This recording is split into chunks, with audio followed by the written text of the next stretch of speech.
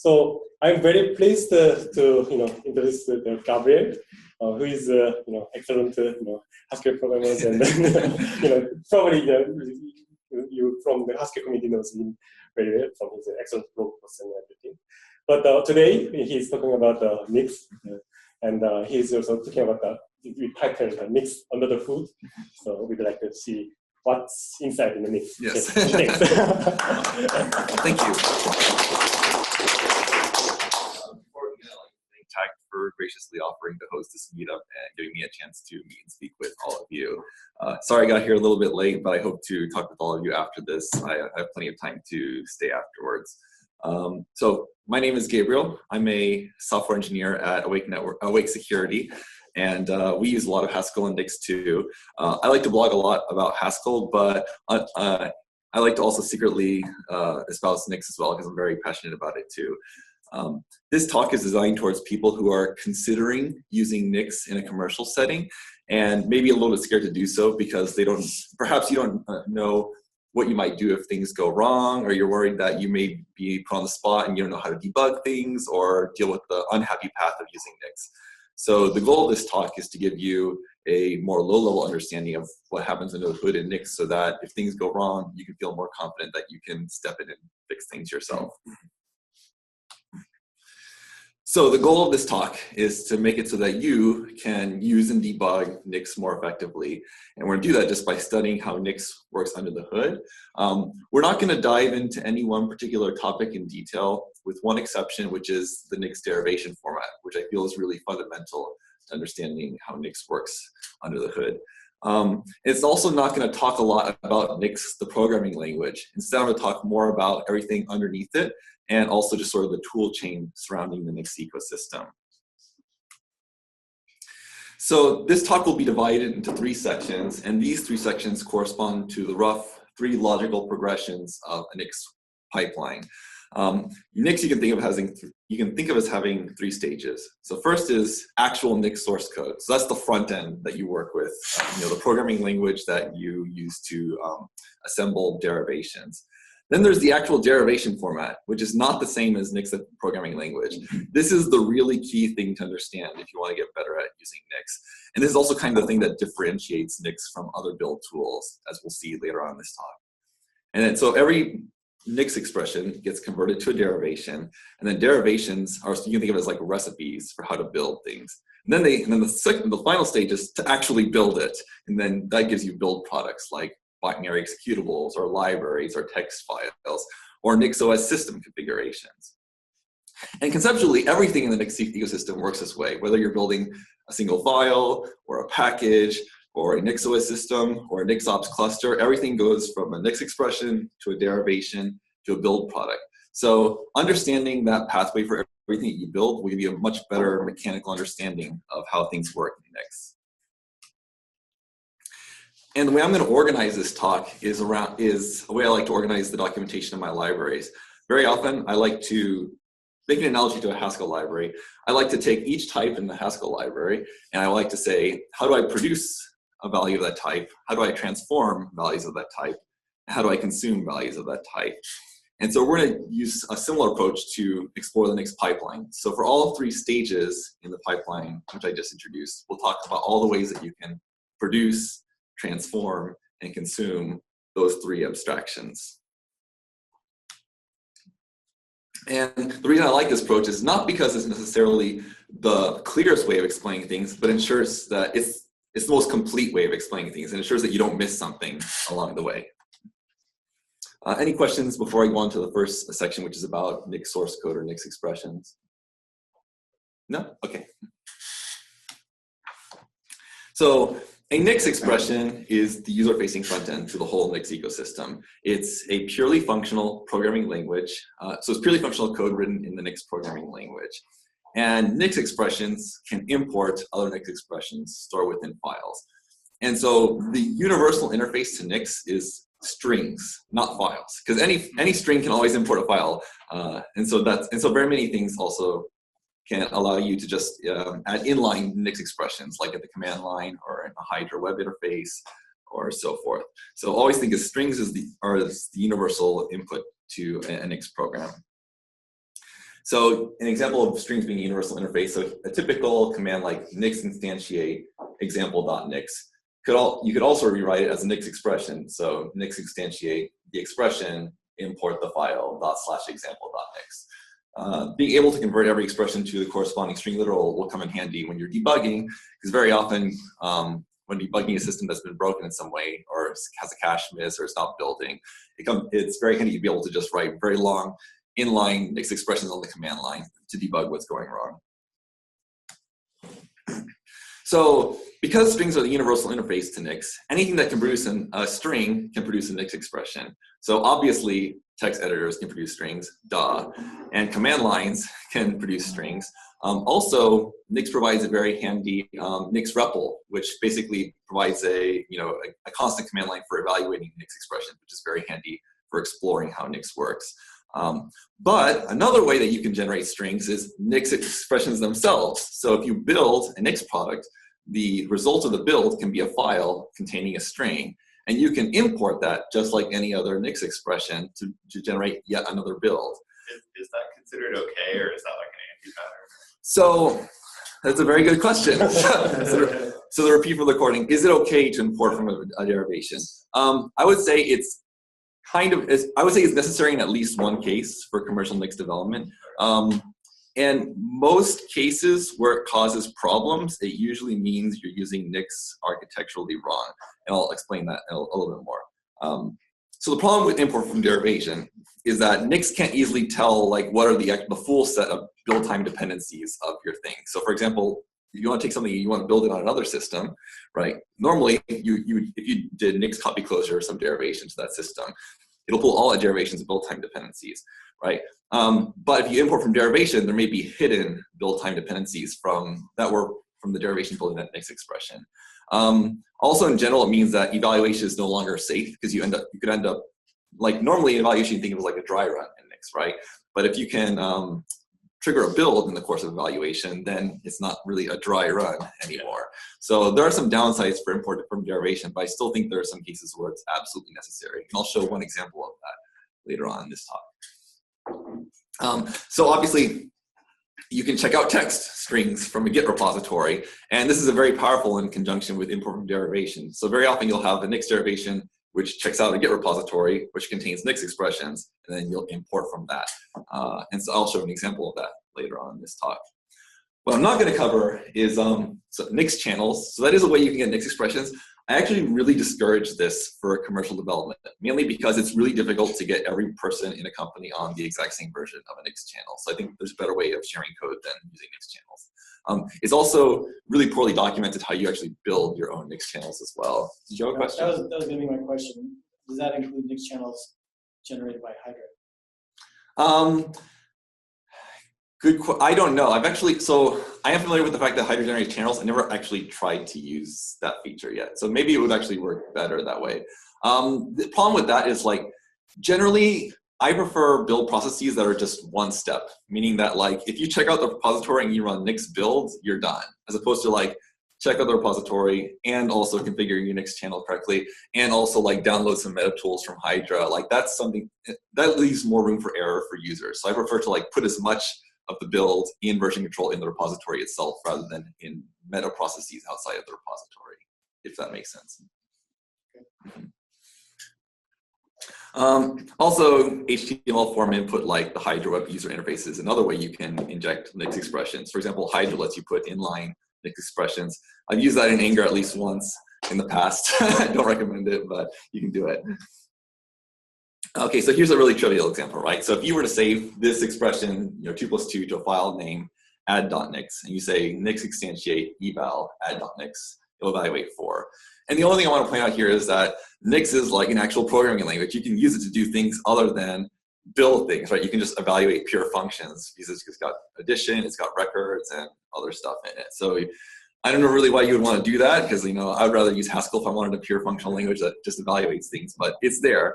And it will come in handy later on when you're debugging things, because very often when you're debugging, you don't want to actually build anything. You want to inspect the system, extract certain fields from the configuration and so forth. So being able to do purely functional evaluation of the command line comes in handy in those kinds of scenarios. Here's an example of just doing the same thing, except inline using a string literal. So I can say nix instantiate eval the expression 2 + 2, it's still 4, or I could have imported the file inline, same result.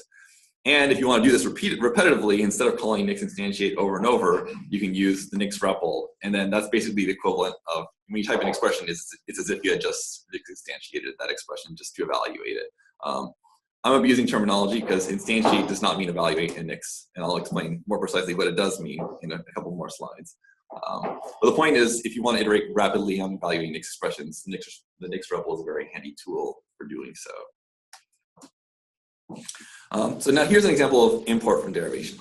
So just to show for people who are not familiar with that, what that means. Here in this case, I have a derivation which is called derivation.nix, which in this case builds a file whose contents are the string 2 + 2. So for example, I'm just going to switch to a terminal really quickly. Oops. Sorry about this. Let me close that and Slack and this and this and this. Sorry, I had a really busy day today. Can I move this? There we go. So let me make this a little bit bigger. Okay. So let's say test.nix. I already had something open or whatever. Okay. So now if I were to nix build test.nix, it's going to put something in the Nix store. Here's a little handy trick if you're new to Nix. Instead of having to like drag my mouse over here and copy and paste this string, just type /nix store in the first few characters of this, and then just let autocomplete do the rest for you. It's very handy when you need to iterate quickly in Nix. And so this produced a Nix expression whose, a build product whose contents are the string 2 + 2. And then going back to here. And then I can say, all right, now let's import that build product and then evaluate that. And then of course it'll say, okay, I'm gonna first build the derivation to contain the Nix string, and I'm gonna evaluate that derivation to get the result for. And we can see that here's the intermediate derivation that was built along the way. Here is a more practical use of importing from derivation. So one thing our company did is we open sourced our way of pinning Nix packages to make sure that everybody in the company is on the exact same version of Nix packages. So if you go to the NixOS wiki and search for how to fetch Nix packages with a totally empty Nix path, you'll find this derivation, which is compatible for both newer and older versions of Nix. And the way this works is that you just save this derivation to a file called fetch_nixpackages.nix. So actually, I think I already saved it here. Here we go. So here's the derivation. So in newer versions of Nix, really all you need is this first part right here. So all the rest of the file is just backwards compatible stuff for Nix versions older than 1.12. And what you can do with that is you can say, all right, so I'm going to import from fetch_nixpackages.nix. That gives me a function I can use to retrieve various revisions of Nix packages. So in this case, I want this specific revision, which has this hash. And then this is a derivation that will build Nix, it'll check out that revision of Nix packages into the Nix store. And then I can import from that derivation, so Nix packages is a derivation in this particular file, to basically generate a new Nix packages package set and then use that to build the hello program. So basically two things are going to be built along the way. So first it's going to build Nix packages here to bootstrap the pin Nix packages, then import the actual Nix derivations from that in order so we can figure out how to build hello 2.1, 2.10. Those, yes? that line, the arguments of config and the empty set, is that, so that's like you would put in systems configuration.nix that I can't think of a good example right now, but allow unfree packages. Yes. Like that. Yes. So this record right here is where you would set, for example, allow unfree equals true if you wanted to allow unfree builds. The reason I'm explicitly setting it, there's a reason I explicitly set it to the empty record, which is that Nix packages has a default behavior for config, which will also look for some impure references like things underneath your home directory and so forth. So in a commercial setting, we actually want to kind of get rid of those impure references. So we explicitly set it to the empty record to prevent that from happening. So that's a little trick that Remy Goldschmidt taught me for making things a little bit more reliable. Okay, so we talked about ways for how do you produce a Nix expression. And so now next thing is how do you transform it? So really the best way to transform a Nix expression is in the Nix language itself, right? But I'm more interested in talking about the meta tools for transforming things. And if you concern yourself with the things outside the Nix programming language, really all you can do is just evaluate the expression. And the two main tools for doing that are NixInstantiate with the eval flag or the Nix REPL. And also, it will occur implicitly as part of another command. So for example, if you do nix build, it will implicitly evaluate the expression anyway. We've already seen an example of Nix instantiating a simple expression, but very often this can be helpful for learning more about Nix. So let's say I Nix instantiate something that's non-trivial. Like I want to see what is this packages.hello derivation. Like what is a derivation in Nix? I don't know. And so if we do that, we get this really long record. And the key thing to learn on this slide is that a derivation in Nix is just a record that has a field named type whose value is the string derivation. And that's it. It's just not complicated. And of course, there's other things in there, but that's like, actually, there's some other things that are minimally required for derivation. But from Nix's point of view, it'll already start treating it like a derivation if you do this. So for example, if you go into the Nix REPL and you say, you instantiate derivation, it will sort of try to pretty print it using this little derivation in brackets right here. And then what you can do is you can say, okay, well, let's just treat this as a record and access the field name type. You can see it's derivation. So to show that this is really true, I'm gonna open up the Nix REPL right here. And I'm just gonna create a fake record that just has one field name type as derivation. Oh, sorry, semicolon. And then Nix is like confused, like, I think this is a derivation, but I don't really know what the name or output path is, but I'm just gonna pretend it is. The derivations are actually not that complicated. If you think of them as records, you can actually access their fields. You can see there's all sorts of useful information here you can extract when trying to figure out what went wrong for a derivation. Like, well, the key things are like, what system is it supposed to be built for? Or that's one of the key ones. And actually, I'll go in a later slide. I'll talk more about what are the important fields of a derivation that you want to be more familiar with. And I'll skip this slide. So implicit evaluation just means that some commands will evaluate things along the way as part of what they do.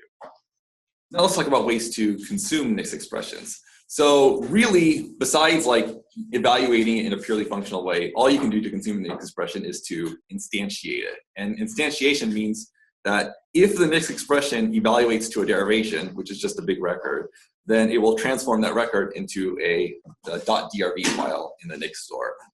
So it won't work if the expression evaluates to something that's not a record with a field name type whose value is derivation. And the tool for instantiating things is unsurprisingly named NixInstantiate. And usually it's also done implicitly as part of a Nix evaluation, building things. So for example, the Nix build command will implicitly instantiate things along the way as part of building the expression. So we've already seen several examples of instantiating things from the command line. And so, but one thing that's really important to mention is that when you instantiate a Nix expression, you not only instantiate the root expression, but all the derivations that it depends on. So for example, here I have a derivation named both, which in turn depends on two smaller derivations named hello and goodbye. What I can do then is if I Nix instantiate both.nix, well, obviously it will create the derivation file for both, and we can use a tool I authored called pretty derivation, which will show you what are the contents of this derivation. So this both derivation has two input derivations named hello and goodbye. And in the process of instantiating this both derivation, it will silently instantiate these two derivations along the way. It won't tell you it's doing this, but it will. And you can verify that these derivations are in fact created after instantiating both. All right. So that basically covers like all the meta things that we can do for working with Nix source code. Do people have questions before I move on to the second phase, which is derivations? Yeah. That both derivation looks like a shell script. That's yes. So in this case, run command is a quick way to turn a shell script into a Nix derivation. So it's a convenient utility that basically takes this, turns into a script, and then runs it with the bash interpreter, and then takes whatever you save to. Actually, hold on one second. The derivation I wrote right here actually will fail to build, because I will talk about why later on, but basically it didn't create anything in the output path. So this is actually a bad derivation example, but it still is a derivation, even if it's one that will never succeed. But yeah, you can basically, a derivation conceptually is just an executable that when run will produce the output paths of that derivation. And that executable could be a shell script, it could be like an auto tools build with a correctly configured prefix, it could be a Haskell build, it could be like a handwritten C program. And I'll show an example of that, which just touches the output path. So Nix derivations are actually not very complicated under the hood. I have a question. Yes. Actually, 2 questions related to your really cool fetch Nix packages hack. Yeah. Do you use NixOS at all? No. Other than we only use it for like launching VMs. So for integration tests, we sometimes will launch them interactively inside an NixOS VM. For our production deploys, we actually do not use NixOS. The main reason why, which is that NixOS doesn't have a good way of doesn't have a good story for collaboration. Like it keeps some state, which has like exposed secrets, and it's difficult to share that between multiple developers. Well, it's probably still relevant to the VM thing. Yeah. How do you make sure that when you do run NixOps to say build your VMs and test your thing, how do you make sure that it gets the same? Yeah, that's a very good question. So NixOps has some impure references to Nix packages on the Nix path. What you can do is, if you want to cure those, in this case, let's say I have a Nix build that here we have a project that contains, in this case, a Nix packages ready to go that I can, here we go, Nix packages, Nix build attribute, in this case, I think 1709. So let's say that's something that produces a Nix packages checkout. So then I can say, Nix path equals Nix packages equals, and then the output of that, outlink and so forth. So that's a hack you can use to get NixOps to behave. Okay. I do the same thing with the script around NixOps. So I understand there's actually work on NixOps right now to remove those impure references and allow you to pass in your own Nix packages derivation, which I hope should hopefully fix that problem, although I haven't looked at it in detail. So on a related note to the impure thing, in broader scope, do you ever find yourself needing to import a module from Nix packages? Like say you want to do something with Haskell and they haven't exported those functions. Yes. So I end up having, import bracket Nix packages to path to the module all the yes, time. that we do that. And then that's the same problem, which is that, it runs. So you end up needing to set your Nix path again. So I guess you're in the same. No, you don't necessarily need to make sure that it gets the niche, because that's my understanding is that always refers to Nix path. So you could do this. You could say, Nix packages equals, whatever that Nix package derivation, and you say and then import, Nix packages / path to thing. Oh, I see. Because it just interested. Yeah. Oh, yeah, that's cool. Yeah. That's cool. I hadn't thought of that. Yeah.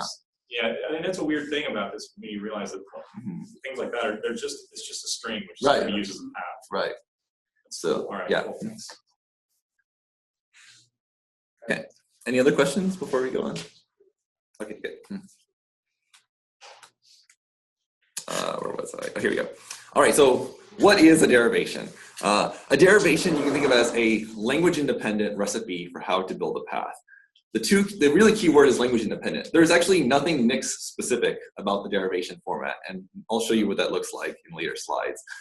Which means, so for example, that you could actually swap the Nix programming language out with any other language that can produce these derivation files. So like if you hate Nix for whatever reason, but you like the tooling and the tool chain, then you feel free to replace the front end. Although there's some caveats there, which I'll get into.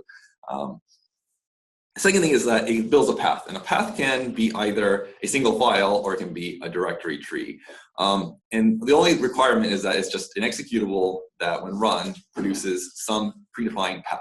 And if it does, then it succeeds. If not, then it fails. These derivations strive to be reproducible and deterministic. Reproducible means that if you totally blew away your own cache, you totally blew away the public NixOS cache, nothing was in cache, you could always just rebuild things from scratch if you absolutely had to. In practice, you usually don't have to blow away your entire cache. And if you did, it might still fail anyway, because maybe at the root of all these derivations will be things like, downloading some binary for some old version of GCC or downloading some binary for Bash or something like that to bootstrap the processes. And maybe the mirror that was hosting that binary is down. So it's not really perfectly reproducible, but in practice, it's good enough, and it's way better than the alternatives in my experience. Deterministic means that the result should ideally be bit for bit identical. but in practice it won't be. Like an example, most tool chains don't generate binary don't have deterministic outputs. A good example being GHC, although they're working on fixing that. A lot of tool chains are getting pressure from both Nix packages and the Debian ecosystem to start generating more deterministic outputs so they can start doing integrity checks and security checks and things like that. In practice, though, it's deterministic enough, meaning that the behavior of the generated executables will be the same no matter where you build it. So Nix is not perfect in practice, but it's still easier than the alternatives to get it to a reasonably reproducible and deterministic state. So derivation files are just these .dir files, .drv files underneath the Nix store directory. And they're really just a long line of text which is serialized in the A-term file format, which is this really obscure format that nobody seems to use outside of the Nix community. And so first off, like you try to open it up, it's just one long string. So first off, you gotta use full to be able to see the whole file. And you can see it's actually not really that complicated. And I'm gonna pre-print it on the next slide using a pre-derivation program, which is part of the Nix derivation package. This program just takes the Nix derivation on standard input and pre-prints it as the corresponding Haskell record so you can see what each field means. So this is the part where I'm gonna walk through all the fields of the derivation. So first off, the derivation has, oh, did somebody have a question? Oh, no, okay. So first off, a derivation has. Wait, actually, I have a question. Yeah. Is this in any way related to actual Haskell? Like it's all written in like Perl or something? No, yeah, this is no relation to Haskell. Okay, cool. It's just, it looks more Haskell than I expected. Yeah, it's actually funny is that you can use Haskell's pretty show library, which is designed for pretty printing Haskell data types. You can, and it will actually correctly work on the Nix derivation format just because it resembles a Haskell like type. Yeah, yeah. So it's a nice little coincidence that it works out that way. So the first field of derivation is the outputs. And so the outputs are basically the paths that the derivation must produce in order to succeed. So they're labeled, in this case, as strings like out or bin or dev. And then there's the path. And so this path is known ahead of time. One thing that wasn't clear to me when I was first learning Nix was whether or not like Nix derivations like understood what their output path should be before they were even run. And the answer is yes, they are. And also, so then you have the input derivation. So these are recipes that need to be built ahead of time of this recipe being built.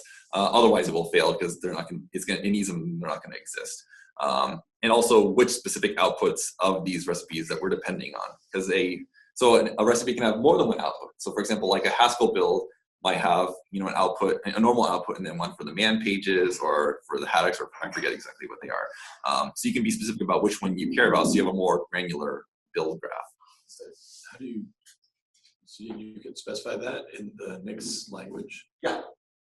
Yeah, you can depend on specific outputs. So the question was, can you depend on specific outputs of a derivation? So let's use an example. So let's say I have packages import Nix packages, blah, blah, blah. And then hello equals, packages.hello. All right. And so then in some other derivation, I could say like, here we go. Packages.run command foo, I don't care what this is called. And let's assume that the hello derivation had separate outputs for like bin and dev and out and man and so forth. I want to only depend on bin, the one containing just the executables, so that I don't build other things. So I could say, for example, hello.bin, because remember that a derivation is just a record, and so one of the fields, and those outputs are just fields of that record, which are themselves derivations. So you can depend on just that specific derivation by accessing that specific field. I can say like /bins hello and then whatever. So that ensures that you only cache and retain the things that you actually need rather than keeping around everything. You can also have input sources, which I'm going to use some confusing terminology, but bear with me. So like you can think of having source dependencies and binary dependencies, right? So source dependency is something that you build from source before you depend on it. And a binary dependency would be like, I'm just going to slurp down this binary from GitHub or some mirror and then just depend directly on that binary, right? So input sources, despite the name, would be sort of like binary dependencies. You're just slurping in some predefined file that you're not building. You just have it ahead of time. Input derivations would be like source dependencies, things that you're going to build from source before you depend on So in this case, this binary dependency is a text file, which we just know ahead of time. It was like actually in the Nix repo, builder.sh. So we didn't have to build it. We just copied it into the Nix store. And depended on it directly. The platform is the system that this has to be built on. So like x86. Yes? One question. Why does the derivation care how they got there? Like, I mean, okay, fine. If you say that this one gets built by just copying it, and another one gets built by some controlled process. Okay, but why do we care here? Well, think of it this, well, there's two alternatives. One is everything is a derivation. Everything is an input derivation. The other extreme would be everything is an input source. If everything was an input derivation, we wouldn't have a way to bootstrap things because we wouldn't have like a way to slurp in binary dependencies to get the system going. Because like, does that make sense? So we need input sources in order to be able to bootstrap the process, because otherwise, how would we build the input source? What Right, would it because this is depend a on? recipe for building something. Right, exactly. And if everything has to be built, then nothing can be built. Exactly. And the other extreme would be everything is input sources, in which case we're not building anything. We're just slipping in files and Nix didn't do any work. So you need a mix of the two in order to get something useful going. Yeah. So does this mean that anytime you have something you need to build, you first download something, like you first have a binary dependency? Is that the idea? So Nix has two. Nix has two ways to bootstrap the system. One is through these input sources. Right. The other way is through built-in. So I believe an input source can be of the form like built-in : fetch git or something like, or maybe it's a builder. I might be mistaken. But yeah, there's some built-in like that can just fetch binaries from URL that can also bootstrap the system as well. So yeah, there are two ways to bootstrap things. But yeah, at the base, there has to be some binary dependency to bootstrap things. I mean, you can't have, you got to get something to start it off. Does that answer your question? I think so. But it also seems like you just have like the equivalent of building it with the function that doesn't actually do anything. And how does the input sources work? Like, that says where there should be a binary thing, but not how it got there.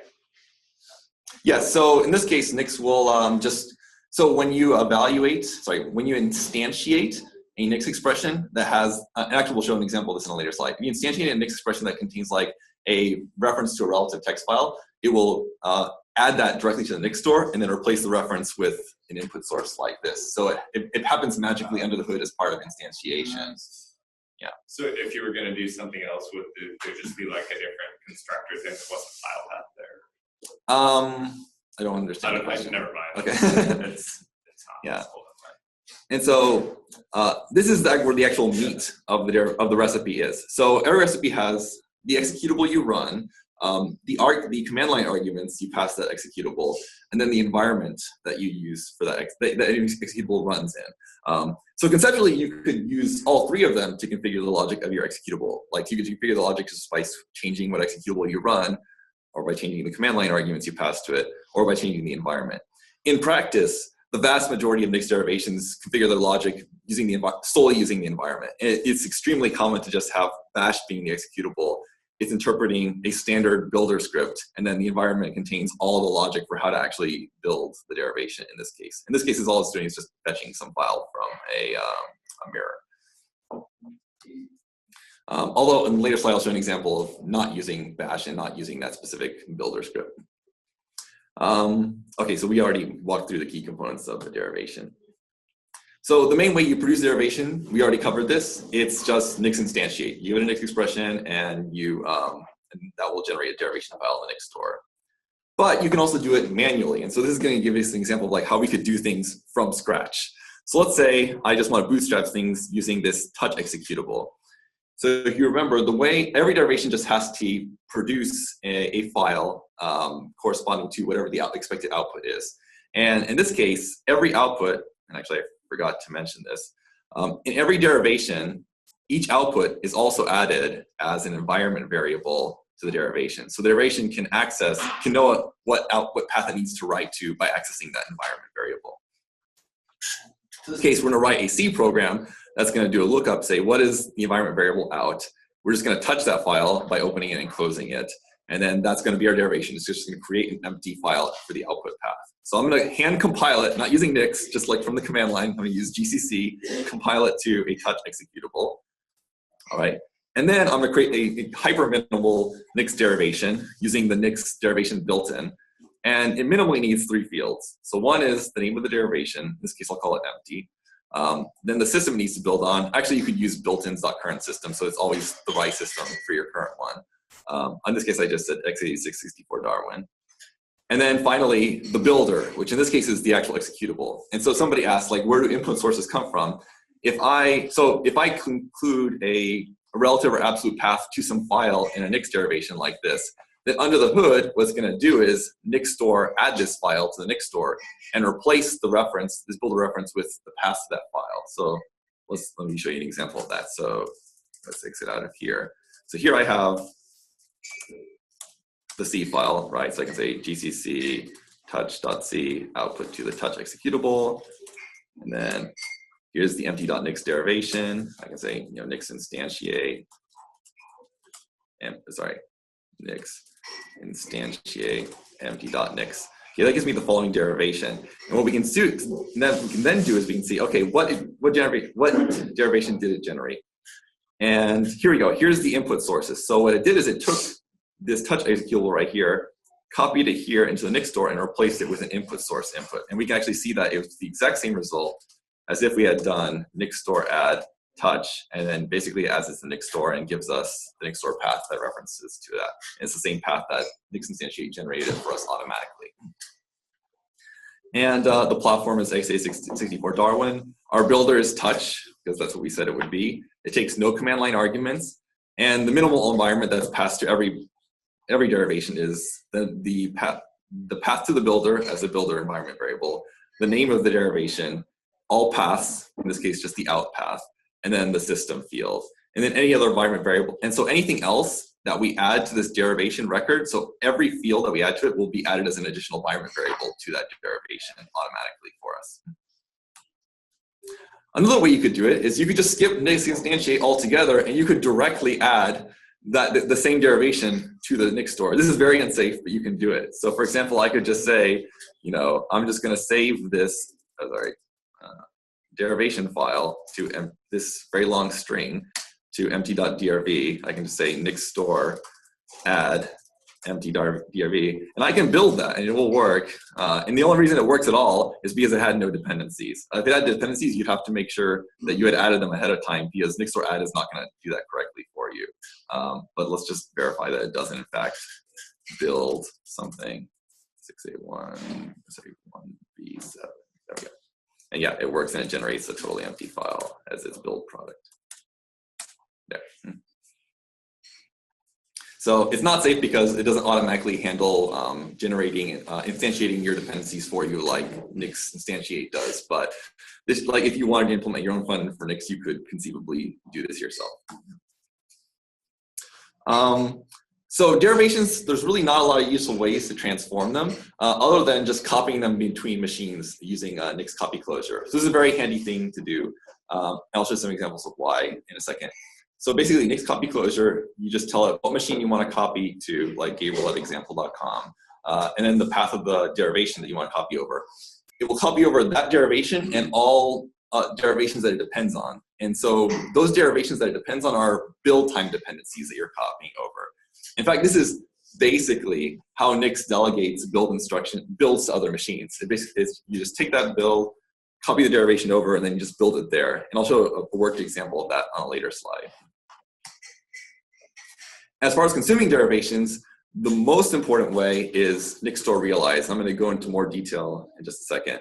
This is what actually turns derivations into build products. So usually that's the whole reason you're using Nix, is you want to actually build something. Other ways you can consume a derivation is to use Nix store query to debug it, or to garbage collect it using Nix store GC. Yeah. Are all of the derivations, like all the dependencies of a derivation, are also derivations that are not build products? No. Remember, there's input derivations and input sources. So the input derivations are derivations, but input sources are not. A derivation can depend on an input source. Right. Okay. Yeah. But we still don't have to build them because they've been already created. Yes. By instantiate. Or by Nix store add. So Nix store add is what adds non-derivation. By the evaluation of a Nix expression. Yeah. But okay, yeah. So there's no actual building that needs to be done to to get that closure. That's correct. So the closure of derivations requires no, unless you used import from derivation, which is the unsafe thing, then then generating that derivation, all its dependency derivations, is a free operation that doesn't require any actual building. So yeah. So basically the entire build graph is known without doing any work other than just like writing these derivation files to the Nix store. Okay, so NixStore realize is the key thing to do. So we already saw an example of that. When we called NixStore -realize on our derivation file, then that ran the derivation and generated the corresponding build product. So the main steps it goes through is that first it will check, so first it will go through all the output paths and see, do these paths already exist locally? If so, I'm done, nothing to do. Otherwise, check remote caches. If it's available there, download it, I'm done. If not, then actually build the derivation. Okay, so here's a question just to test people's understanding. So let's say I take this empty.nix expression, right, and I delete the comment here, right? Well, and I then try to rebuild it. Will it be a cache hit or a cache miss? It'll be a cache hit because it won't appear in the derivation.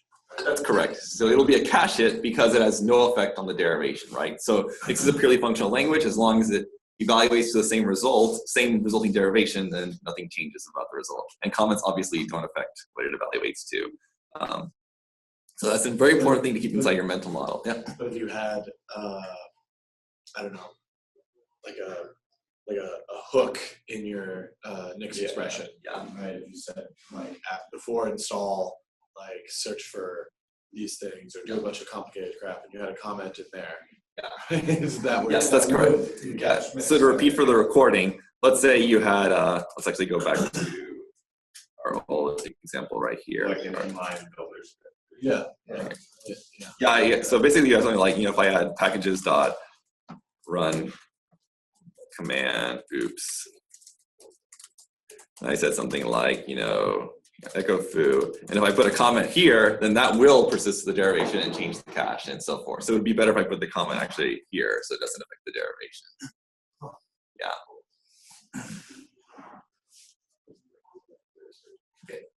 And if you change let's say you recompile touch. Yeah. It will not change the derivation, right? Oh, good question. Is that a source of? I actually don't know the answer to that. Reproducibility. I don't think it hashes. So we can find out. So let's first see what we got for NixStore add. So if we do NixStore add on the current touch, right? We get J65P7, right? So now let's say I'm going to remove it, and then I'm going to generate it again, and then NixStore add again, and it's the same result. But it's not just change the source to touch. So it produces a different executable. Oh yeah, in that case, it's definitely going to change. Oh, I mean, NixStore add all it really cares about what binary I'm adding. So if a change to the source of touch causes a change in the binary, then it will show up. It will. So it does hash that thing. Yeah, but like for example, if I added a comment here, so like if I add a comment here, it's not going to change. No, of course not. Right. But if you change it to like get in, you just add anything that changes. Right. If I change this to like out to, then it would change the hash. Okay. I think you can make it depend on things, but not hash them by doing like built-in path, I think. Oh, okay. But then you just have to have that path exist when you build it. I knew that when it built it, it would do that, but I didn't know that if you gave it a pre-built binary. In fact, in all Nix derivations, you can optionally add an expected hash to the derivation. And if you do so, the Nix will, before even trying to build the derivation, it will check to see, is that hash already in the Nix store? If so, I'm done. So that's a good way that you can be more efficient if you know what the hash will be ahead of time. Otherwise, it has to build it to figure out. And you have to be careful not to copy like Git repositories into the Nix store, because then you're relying on all of the history, and that's slow and very it changes all the time. Although most of the Nix's primitives for fetching Git repositories will actually take care of deleting the history. Basically, they do a lot of post-processing of the repository before putting in the Nix store to make sure that basically they get rid of the history and a lot of other things that make it non-deterministic, so that you don't have that issue. So they actually to generate more reproducible Git checkouts. So slow. No, so actually there's a fast way to do to fetch from Git repositories. If you use the fetch from GitHub utility, it will not actually clone the repository. It will just download the tarball. Yeah. But like it doesn't work with GitLab. Oh, does it? Oh, because yeah, GitHub doesn't. Get fetch from GitLab. Yeah, that's a GitHub specific feature. Right. That's why it's fetched from GitHub and not. No, I think Git. it works in GitLab too. I just don't think it supports. Oh, okay. So use GitHub auto generate tarballs for. GitLab does. Okay. So you just need to figure out what the URL for. Yeah, you can just fetch the. You could just but it's not as nice as saying here's the repo and here's the name and generate the URL. I've actually run into servers where the exact same URL to some source file is not, like, it's not bit for bit the same version of the source files. There's some like timestamp in the zip file, but there's actually a function in Nix packages for handling that exact problem, where it will like download the file, the URL, and make sure that it's an archive of some kind, and make sure that the contents of the archive match this hash. Yeah, that's actually what the what this is doing right here. So the thing that we authored, so for Nix versions older than 112, and this Nix package derivation, what it does is it says we're fetching a tarball at this known ahead of time URL, and we also tell it what the expected hash will be, so that you never have to fetch it more than one time. It's the hash of the contents, not the hash of the contents. Yeah. So, but that only works in Nix 1.2, right? In Nix 1.2, it's easier. It has a built-in called fetch tarball. Right. Well, sorry. Nix has always had a built-in .fetch tarball, but only in Nix 1.12 does it let you optionally specify the hash so that you don't have to fetch it over and over. There's a fetch there. Yeah. Okay.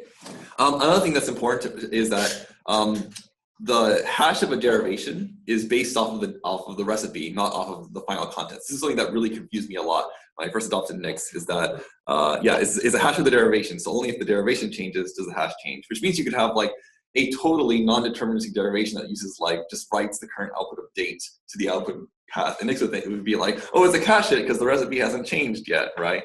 So that's an important thing to keep in mind as well about derivations.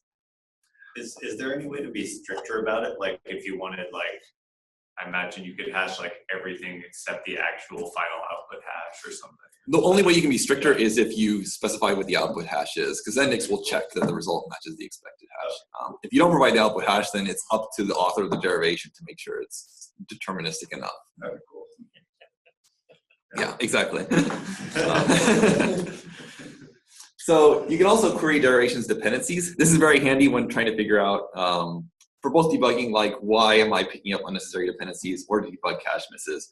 The Nixstore query --tree gives you a nice little tree-based output of some derivation. So like this gives, so if you want to see what everything that would get built if you were to just wipe your cache in the public Nix cache, it would be all this stuff right here. So it says like, okay, you know, the hello executable depends on Bash. Bash depends on the standard Bootstrap tools. That depends on, you know, CPIO, Bootstrap tools. These are all, and these paths right here, they are packaged as part of the Nix distribution. So that's sort of what Bootstraps things to get things going.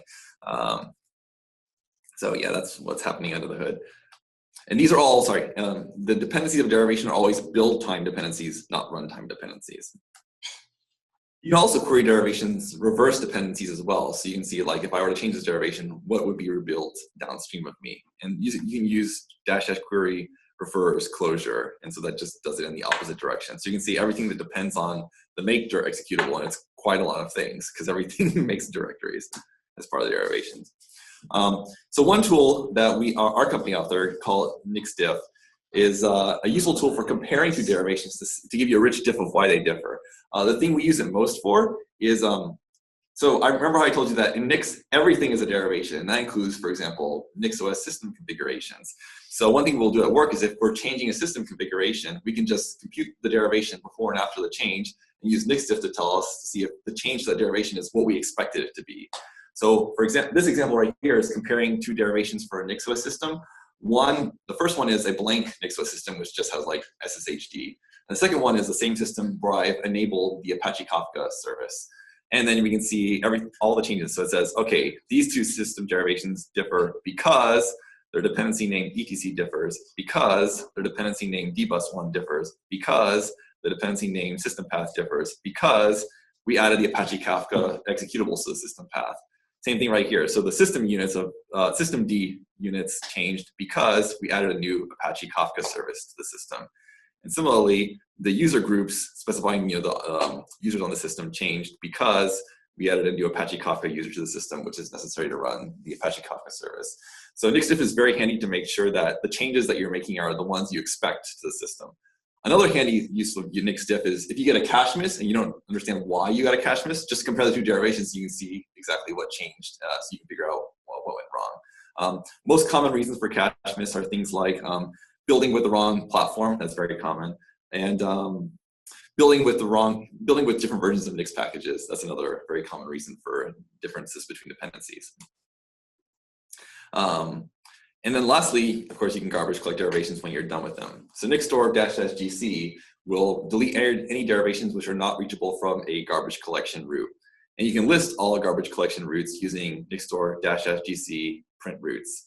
And Nix will create several garbage collection routes by default. So anytime you run Nix build, it will create a garbage collection route, typically named result in the current directory for the latest build. Anytime you install something using nixenv or update your channel using Nix channel, it'll create a garbage collection route for each profile change. And you can always roll back to old profiles as long as you keep around the routes. Once you delete the routes and garbage collect them, then you can't roll back to them anymore. Same thing for NixOS and NixOps. They create garbage collection routes for each generation of the deploy so you can roll back to older deploys. Actually, NixOps doesn't do it by default. You have to explicitly turn it on, if I remember correctly. And then Hydra will also create garbage collection routes for the most recent end builds of a project so that it will stay in cache and not accidentally get garbage collected. And deleting garbage collection routes is just as simple as removing them. They're just symlinks, and removing the symlink gets rid of the route. So that covers derivations. Any questions before we go on to build products? Okay. Yeah. Oh, yeah. So I really like your delineation of, text, derivations, build products. Mm-hmm. Are the Nix tools, do they very clearly have a partitioning where, some of the tools are for the first step and some of the tools are for the second step? And if so, what are So yes, the question was, do Nix tools nicely correspond to these three phases? I would say, Nix Instantiate and Nix Store are probably the two most focused tools. So Nix Instantiate is basically everything related to derivations, and Nix Store is everything related. No, even Nix Store is kind of like, it works on both derivations and build products. I would say it's more accurate to say that Nix Instantiate lies exactly at the boundary between source code and derivations. And Nix Store is basically everything between derivations and build products. That's the way I think about it. And everything else in Nix is basically a wrapper around Nix Instantiate and Nix Store realize under the hood. So like Nix build is basically just the composition of those two, for example. So if I had a non-Nix language tool that output derivations, yes, I would use Nix Store. Yes, you would use Nix Store realize to then build that derivation. Yeah. Mm-hmm. Yeah. Thank you. Mm-hmm. Okay, so what is a build product? So a build product is anything in the Nix Store that is not a derivation. It could be as simple as a single text file, like an OpenSSL configuration, or it could be a directory tree, like the source code for Haskell's criterion package. It could be whatever you want. Although idiomatically, most Nix packages tend to represent like the typical package format where you have like some bin directory for executables, some lib directory for libraries, some man directory, share/man for man pages, and so forth. So they try to use that standard format as much as possible. The main ways that you build a product, we already covered one, is you use Nix Store realize, and that transforms a derivation into the corresponding build product. Or, this we also covered, you can use Nix Store add to just add something directly to Nix Store to slurp in a binary if you need it. And yeah, so Nix Store realize, it just runs a derivation to generate the corresponding output path. You can use Nix Store to add things directly to the Nix Store. Usually you only do this for files that are totally self-contained, like a text file that doesn't reference any other Nix Store paths, or object code that has no dependency, external dependencies, and so forth.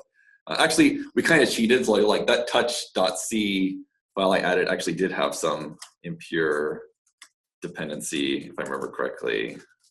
Like I think it actually depends on user/lib system and so forth. So we kind of cheated a little bit there, but I'm pretty sure you could get rid of that if push came to shove. So transforming build products. So again, like derivations, really the only thing you can do with them to transform them is just to copy them back and forth between machines. And you can use Nix copy closure for that too. So you can say like Nix copy closure from that machine, you give it the path of the derivation, and it will copy the derivation to or from the machine. And it will also copy all the build products dependencies as well. But this time there will be runtime dependencies instead of build time dependencies. Does anybody know how Nix figures out what the runtime dependencies are? It's amazing. Oh yeah. It's like seconds actually. Yeah, it basically just scans the binary for Nix store paths, and that's how it figures out what it depends on at runtime. So you can explicitly add a dependency just by including like a fake Nix store path inside your output path, and Nix will pick it up as a runtime dependency. Nix also has some unsafe tools you can use to remove runtime dependencies if you're sure, like, it's really not going to use this at runtime. And then consuming build products. The main ways you consume a build product is, well, obviously you use it. You wouldn't, presumably the whole reason you built it is because you wanted it, right? So it's an executable you can run, or an HTML page you can open, or a text file you can view. But you don't want to manually consume build products and other derivations. So what you pretty much never want to do is something like this. Nix store, core utils /bin/echo. You never want to include an explicit hard-coded Nix path in a derivation. You always want to interpolate derivations to do so, like core utils /bin/echo. That ensures that because if you put a hard-coded path, Nix is not going to guarantee that that path actually exists ahead of time. Whereas if you include a derivation, then Nix will make sure that that derivation is built, and it'll replace that with the interpolated path and make sure it's present. So yeah, never include hard-coded Nix paths in your derivations. And also, a more general rule of thumb, try to push as much logic higher up the chain as possible. So the more logic you can put in the Nix in the Nix programming language possible, the better. You want to keep as little logic in the tooling or the command line as possible. And the reason why is that the Nix programming language is composable, but the Nix command line tools are not really that composable. So that's the reason why you want to push things as much into the programming language as you can. Consuming build products, so obviously you can consume them directly using Nix build. This is the caveat I mentioned. Don't hard code Nix store paths in your derivations. Always interpolate derivation codes. You're always building from source. You're not hard coding paths. Consuming build products. Debugging works the exact same way as with derivations. You use Nix store query. Tree gives you the runtime dependency graph of your build product. Reverse closure gives you runtime reverse dependencies of your build product. Also, there's a handy thing called Nix store query deriver. If the derivation happens to still be on the same machine as the build product, then you can use this command to get the matching derivation. It won't always work. So like obviously if you copy that build product to another machine and you do an Nix store query driver, it's not gonna find the derivation. But when it does work, it's very handy. It can often be a lifesaver. So lastly, I'll just go through some worked examples showing how to tie all these pieces together. So first off, one thing we mentioned is that Nix build is just the composition of Nix instantiate and Nix store realize. So when I build this expression, it's as if I just run Nix instantiate to get a derivation, and then call Nix store realize on that derivation to get the exact same result. The only difference is that Nix build also created a symlink called result, which we could have done ourselves anyway. Here's another example, distributed builds, right? So let's say I want to build this empty.nix file on another machine. So first what I'll do is I'll create the derivation using Nix instantiate on the local machine. Then I can use Nix copy closure to copy that derivation to some other machine that I want to build it on. So let's say let's say I want to build something for Linux, but my machine is OS 10. So I can just copy it to a Linux machine using Nix copy closure. And then I can build the derivation on that machine by SSHing into it and calling Nix store realize, and then pass to the copied derivation. And then that machine will build it there. And then I can copy the build product back to my machine using Nix copy closure from, and then the pass to the build product. Conceptually, this is how distributed builds for Nix work under the hood, except it does a few other things, like if you can tell that some things that the derivation we need remotely are present on the local machine, it will copy it there to avoid wasted work. Another thing is that distributed builds can sometimes be a little bit hard to set up and very error prone for new users. So our company open sourced a tool called Nix Delegate, which provides a way to like quickly transiently create a distributed build environment for just like one command. So it's an easy way to like bootstrap a distributed build if you need to get things going quickly before you set them up permanently on your system. Here's another example. So remember I said everything in Nix is a derivation, including a NixOS system configuration. So this is conceptually what NixOS, what NixOps and NixOS rebuild are doing under the hood. well, actually, well, kind of. So here, there's a file in Nix packages / NixOS directory. In fact, let's just go there to show it. So let's go to Nix packages repository. I'll make this a little bit bigger. And then, so if you go to Nix packages / NixOS, there's a default .nix function, which is basically a function that takes 2 arguments, a configuration of the system, and it builds a derivation for that system. So, if we call that function and we specify, I want to build, for NixOS right now, it only really supports x86, 64 Linux, so we'll call it with that system. And this would be like your NixOS system configuration. So everything that you normally specify in NixOS goes in line right here. So in this case, it's the minimal system, which just contains the bootloader and file systems. And then you have to access the system field of this derivation right here, and that is what you build.